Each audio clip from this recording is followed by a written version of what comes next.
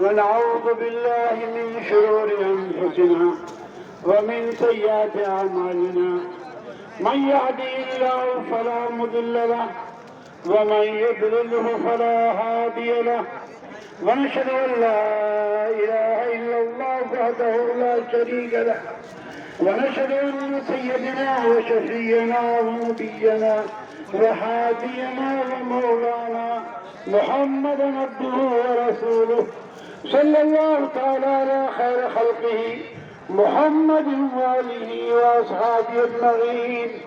أما بعد، فأعوذ بالله من الشيطان الرجيم. بسم الله الرحمن الرحيم. والذين جاهدوا فينا لنهدينهم سبلنا وإن الله لمع المحسنين.